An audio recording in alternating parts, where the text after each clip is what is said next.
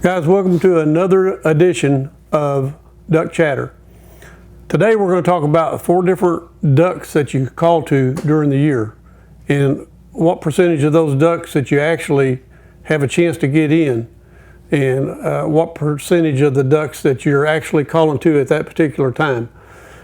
So we're going to get into that, but before we do, I would also like to ask if any of y'all want to ask us questions. If you got anything you want us to talk about, please email us or get a hold of us on Facebook, and we'll be glad to talk about anything on Duck Chatter. The 4 types of ducks that we call to are ducks that use a particular spot, and that's a small percentage of the ducks that we hunt during the year. About 5% of the time you're lucky enough to find ducks that come to a particular spot. Now, when I'm talking about a particular spot, I'm talking about one where they might be within the same 50 yards. They've been using it for 4 or 5 days in a row, and they've got used to that particular area. And these are the easiest ducks to get. The thing you got to remember is don't call too much because they're not used to a lot of calling. And the second thing is make sure you hide. But if you can do those 2 things, your chances of getting those ducks in are about 95%. So, I mean, that's something to consider.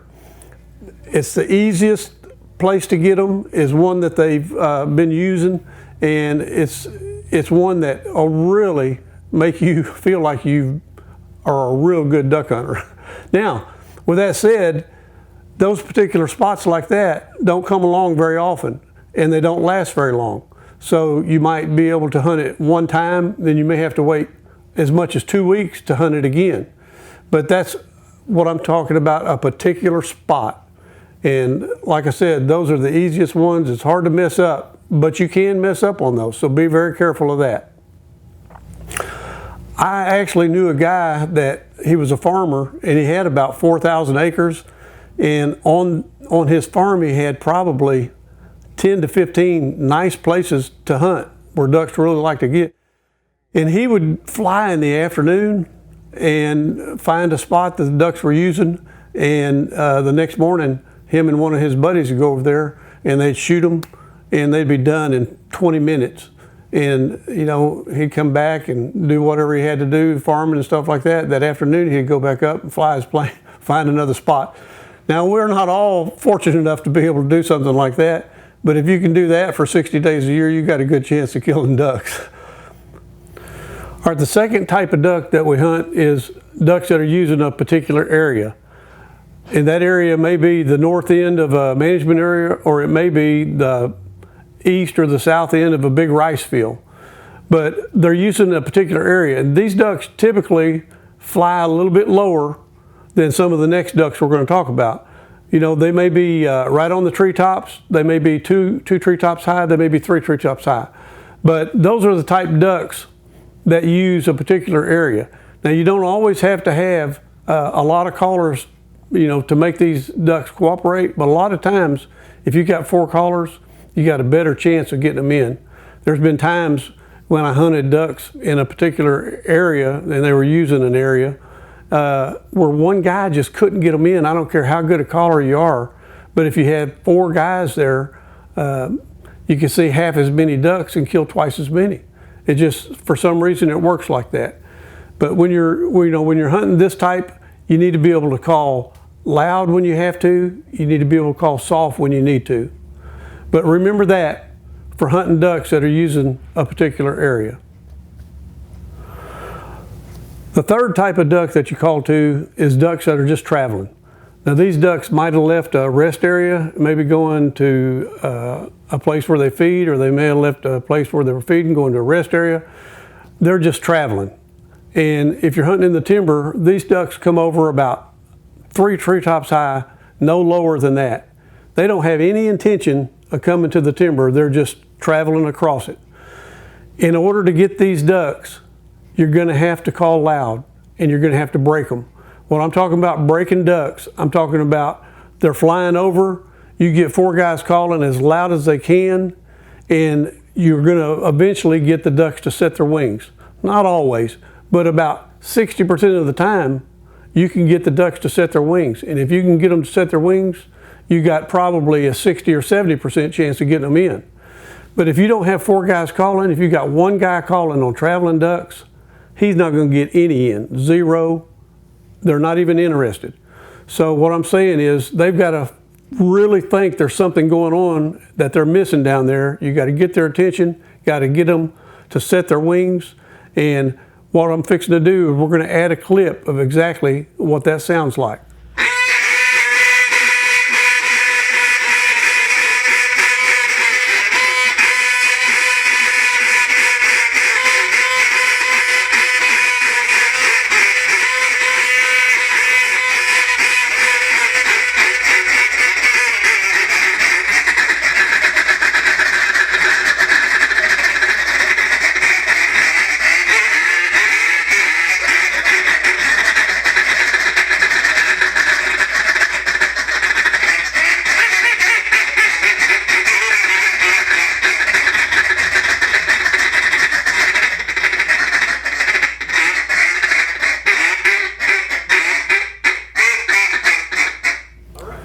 Now, you can see how loud that is, and that's what it takes to get ducks that are just traveling.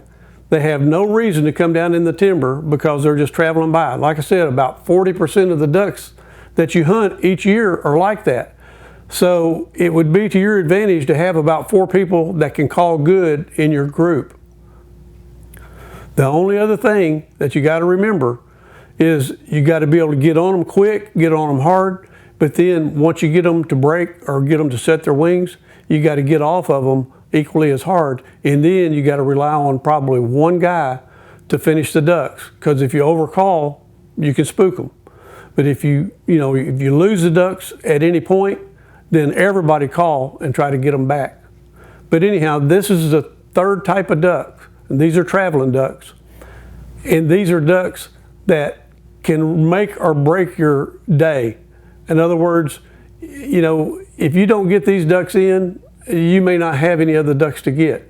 But if you can get these ducks in, you can have a great day. Now, the 4th kind of ducks that you hunt, and you'll probably only hunt them about 5% of the time, are migrators. But migrators are probably the most fun.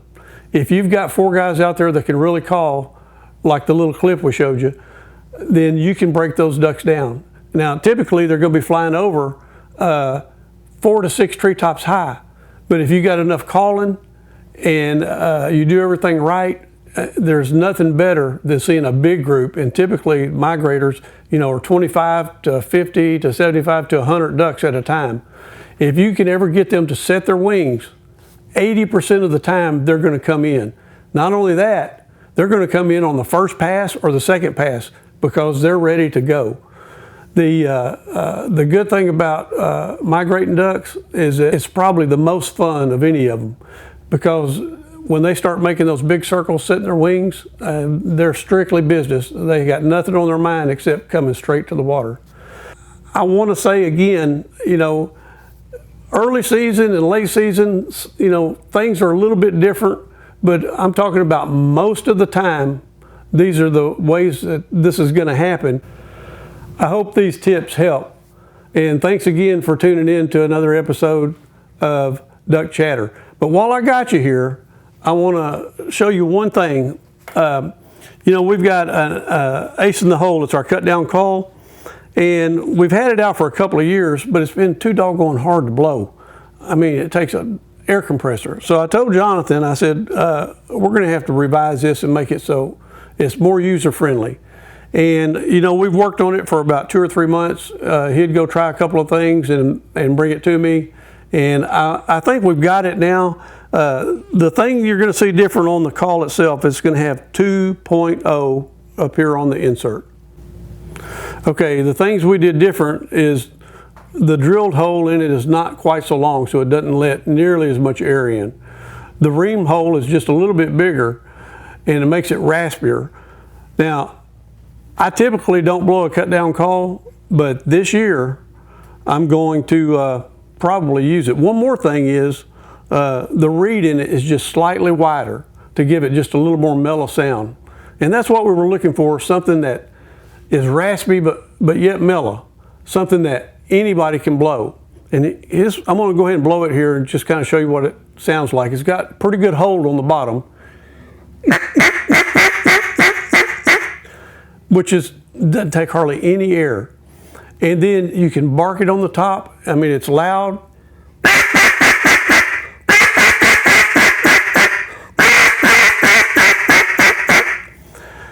I can even blow it, and I don't have a lot of air. Now, while I'm talking about that, I hope you guys try this, by the way. I've had several people ask me the difference between hold and back pressure. Hold is the ability to blow a call soft, and it gets the reed vibrating with a very small amount of air. And that's what I'm talking about. Like with this call, you can, very small amount of air, you can get the reed vibrating. Now, that's what hold is. Hold is the next thing to stick. So you've got a small line there between having too much hold, which causes the call to stick, but one that really sounds good, but still has hold. Now, that's hold. The next thing is back pressure. Back pressure is what you would use in a competition call. So in a competition call, instead of drilling a 1/4 inch hole through the call, we drill a 15/64. Now what it does is it lets less air go through the call. If I was to blow a hail call with a regular hunting call that's got a 1/4 inch hole, I get about 15 notes out and I'm out of air. But with a competition call, you can blow 30 notes or even as many as 40 notes because it has back pressure. It's not letting, another way to say it is you're getting better gas mileage, so you don't run out of gas. So when you're blowing a competition call, you need back pressure to get better gas mileage. But anyhow, I just wanted to say that. And again, thanks for listening to me on our cut down, and I hope you enjoyed the duck chatter. And tune in next week. Jonathan's going to have a new one. Thank you.